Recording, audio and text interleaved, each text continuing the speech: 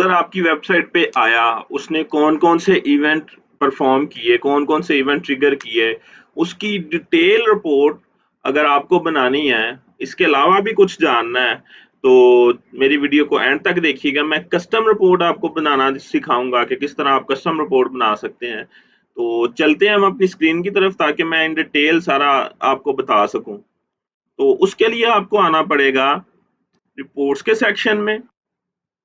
Reports के section के अंदर आके ये एक लाइब्रेरी का सेक्शन है। बेसिकली ये लाइब्रेरी क्या करती है, इसमें डाटा पड़ा हुआ लाइब्रेरी में जो यहाँ पे हमें शो हो रहा है, या हमें इसके अलावा अब कुछ डाटा हाइड है, कुछ यहाँ पे शो नहीं होता। तो उसके लिए हमें कस्टम रिपोर्ट बनानी पड़ती हैं कि अपने हिसाब से जो जो हमें क्यूरी चाहिए, जो जो डाटा चाहिए, जिस हिसाब से चाहिए हम वो शो करवा सकते हैं। लास्ट वीडियो में मैंने आपको बताया कि लाइब्रेरी के थ्रू आप किस तरह ओवरव्यू रिपोर्ट बना सकते हैं, जिसमें सिर्फ कार्ड्स होते हैं, जिसमें सिर्फ चार्ट्स होते हैं। तो आज मैं आपको बताऊंगा एक डिटेल रिपोर्ट कैसे बनाते हैं। तो उसके लिए मैं चलता हूँ अपनी लाइब्रेरी में, GA4 की लाइब्रेरी में आके अगेन मुझे क्लिक करना है न्यू रिपोर्ट पे, क्रिएट न्यू रिपोर्ट। इस पे क्लिक करके मुझे दो ऑप्शन देगा लाइब्रेरी के, ओवरव्यू रिपोर्ट बनानी है या डिटेल रिपोर्ट बनानी है। तो मैंने डिटेल रिपोर्ट बनानी है, तो मैं इस पे क्लिक करूंगा डिटेल रिपोर्ट पे।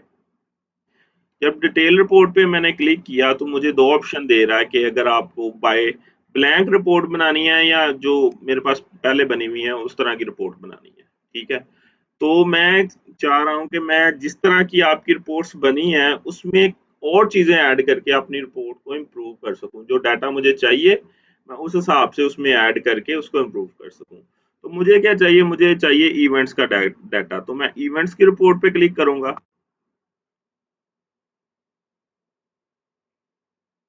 इवेंट्स की रिपोर्ट पे क्लिक करूंगा तो वो इवेंट की जो रिपोर्ट बाय डिफॉल्ट गूगल इधर शो करवा रहा है, ये एंगेजमेंट के सेक्शन के अंदर वो मुझे शो हो जाएगी। ठीक है, ये वही रिपोर्ट मुझे शो होगी है।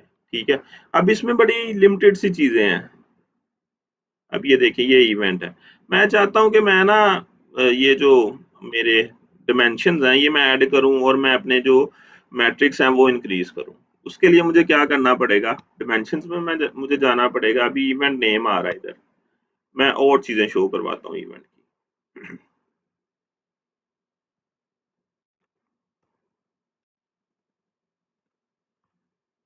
इवेंट के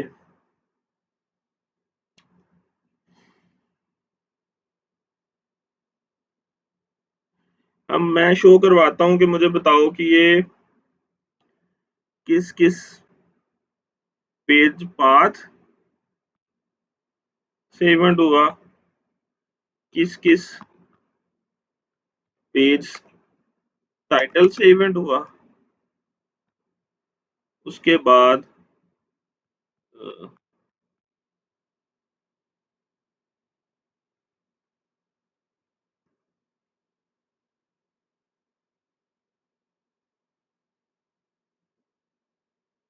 यूजर किस ऑपरेटिंग सिस्टम से आया। अभी के लिए तीन चीजें डिमेंशंस में रहने देते हैं। अप्लाई करता हूं मैं अपने हिसाब से यहाँ पे आके इसको चेंज कर सकता हूँ। ठीक है, ये देखें ये मुझे डाटा शो कर रहा है कि जो आपके इवेंट पर यूजर है, इवेंट काउंट, वो 4 इवेंट हुए हैं इस प्रोडक्ट पे। ठीक है, वो भी हम देखेंगे किस तरह के इवेंट हुए हैं। मैं अपनी मैट्रिक्स ऐड करता हूँ इधर, event count, total user, total revenue, इस तरह की चीजें ऐड हैं। तो मैं ऐड टू कार्ट को भी ऐड कर लेता हूँ, मुझे देखना है कि ऐड टू कार्ट कितने लोगों ने किया है। चेकआउट को ऐड कर लेते हैं, हम कर लेते हैं परचेज को ऐड, हम कर लेते हैं ई कॉमर्स की क्वांटिटी को ऐड। तो ये भी हमारे बेसिकली इवेंट्स हैं। उसके बाद एक लास्ट चीज ऐड करते हैं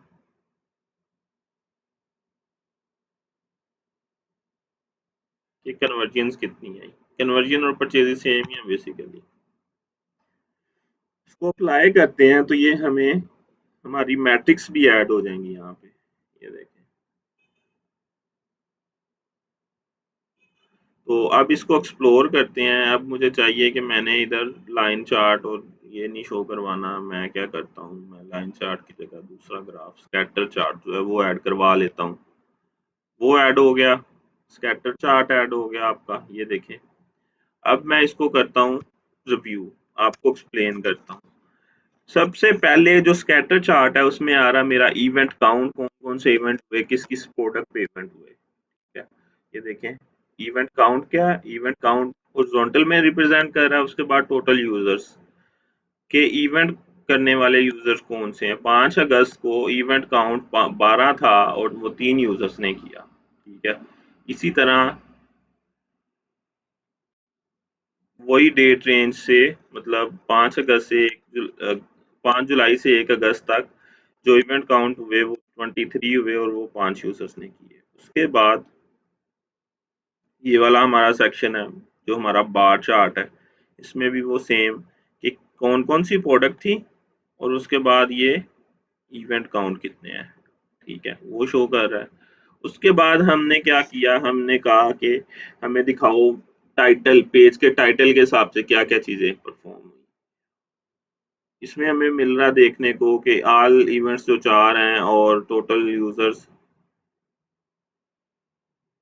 ऑल इवेंट्स 4 हैं, टोटल यूजर 1 है। उसके बाद ये एक स्पेसिफिक पेज पे इवेंट का काउंट 4 है। उसके बाद कोई रेवेन्यू नहीं आया यहाँ से, कोई ऐड टू कार्ट नहीं है, कोई चेकआउट नहीं है, कोई परचेज नहीं है, ठीक है।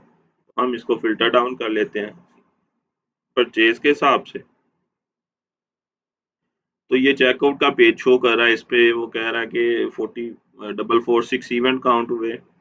उसमें से टोटल यूजर ने किए जो वो 60 थे, 60 में से 7.43 इवेंट काउंट था पर यूजर का। उसके बाद रेवेन्यू इतना जनरेट हुआ और ओवरऑल आपके पास इतने चेकआउट हुए, 12 परचेजेज आई और 44 ई कॉमर्स की क्वांटिटी थी, मतलब उन्होंने 44 प्रोडक्ट्स ऐड की। उसके बाद ये 12 कन्वर्जन हुई आपकी। तो ये ओवरव्यू था ओवरऑल। आप इस तरह बाकी भी ऑपरेटिंग सिस्टम से या इवेंट नेम से या जिस तरह चाहे जाके एनालिसिस कर सकते हैं अपने हिसाब से। ये operating system wise data show कर दिया। तो इस तरह आप कस्टम रिपोर्ट डिटेल में बना के आप अपने डैशबोर्ड में ऐड कर सकते हैं। आई होप आपको मेरी ये वीडियो अच्छी लगी होगी। मेरी वीडियो को लाइक और चैनल को शेयर और सब्सक्राइब करते जाएं। तो मिलते हैं हम नेक्स्ट वीडियो में।